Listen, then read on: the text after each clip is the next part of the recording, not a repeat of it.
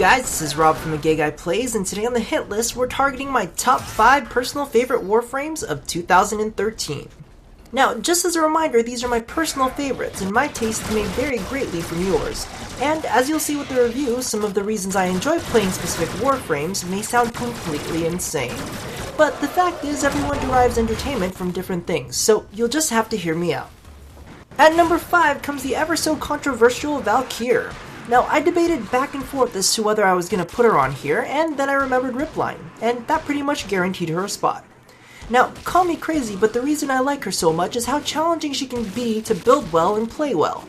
As most of you know, I'm not the kind of guy that will say that a Warframe's too difficult to play, throw my hands up in the air, and be done with it. If I can see potential in the concept, I'll give it a good old-fashioned try. And even to this day, I still take a look back at her builds and see what else I can do to make her even better. For keeping me on my toes, Valkyr sits at number 5. Now the number 4 is actually the perfect spot for my next favorite Warframe, Nova. As you know, I've got a bit of a sore spot with press 4 to winners, but if there was a frame that I needed to let out a little steam with, it would be this one. While her number 4 ability, Molecular Prime, is what she's known best for, my favorite ability of hers is actually Antimatter Drop. The first time I ever played with this ability, I was sure that it was bugged and couldn't figure out for the life of me how to work it. But after a little YouTube investigation, I saw just how amazing maneuvering that little ball of pink death could be. On top of that, she helped me cheat on my agility mastery test that I attempted and failed at for a week straight. So, for explosions and cheating, Nova is my number 4. Now number 3 on the hit list goes to the French control frame, Hauban. Now, while I did prefer Trollbon over his current incarnation, he has been made a bit more group-friendly. He's quite a dream for any players fond of gunplay. Like to snipe? He's got a trap for that. Like to blast? He's got a trap for that.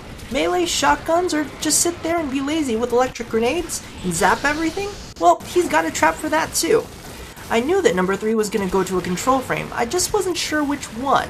But after taking a look at how group-friendly Hauban is in comparison, he's taken his place here at number 3.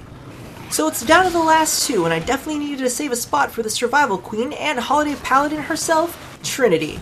Now, while she's definitely not the prettiest of frames, she can definitely get the job done like nobody else. She can refuel a good team with Energy Vampire, immobilize high-threat enemies with Well of Life, bring puppies up from the brink of death and make them invincible regardless of where they are on the map with Blessing. So whether it's just Trinity, a ragtag team of randoms, or an expert cell, a well-played Trinity can make most missions a cakewalk.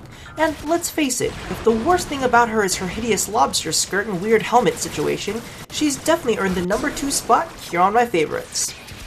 Okay, now before we get to my favorite Warframe of 2013, let's take a look at 3 other frames that were very close to being targeted. Number 8 would have been Excalibur, blindingly handsome, extremely mobile, and overall a well-balanced frame. He is probably the best Warframe to start the game with.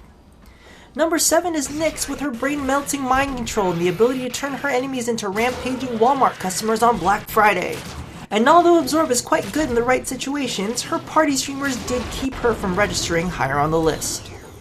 At number 6 is the venomous Bombshell Saren. Her high base stats, a bevy of different poison-based skills, and the ability to distract enemies with old skin give her some very interesting mechanics to suit a lot of different gameplay. And let's face it, what game man doesn't want to kick people's faces in with a nice pair of heels from time to time? Right? Am I right? I think I'm right.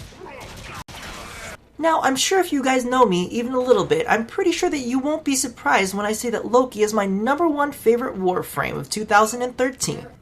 As we know, Damage 2.0 changed a lot of things for a lot of Warframes. Some got better, some got worse, and some got a lot worse.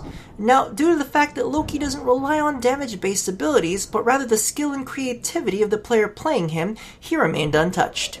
In fact, with the invasion mission changes reducing the infested into what can be best explained as glorified alerts on random nodes, most players that relied on the simplicity of the infested missions for affinity are now being forced to deal with ranged factions, much to their chagrin.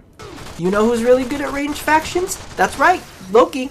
In fact, recently a very noob-like Ember scolded me for bringing such a quote-unquote useless frame into a mobile defense mission. I bet that fucker is eating his words right now. Unless they make changes to the core mechanics of his abilities, Loki doesn't need to worry about Damage 2.0, 3.5, 4.8, or whatever else they come out with. PvE, PvP, shotguns, sniper rifles, remotely detonated grenade launchers, even a whole new melee system, whatever comes our way, Loki, at least in his current state, will still be viable, and that is why Loki takes the #1 spot on the hit list for my favorite Warframes of 2013. Thank you for watching another episode of the Hit List. If you disagree, you can go suck a dick, because this is my list. It's my list. But I more than encourage the rest of you to leave your 5 favorite Warframes in the comment box below, as I'd like to see how everything kind of stacks up. It's always nice. So go ahead and do the thing I asked you to do at the end of every video, and be sure to stay tuned for more gaming content here at A Gay Guy Plays.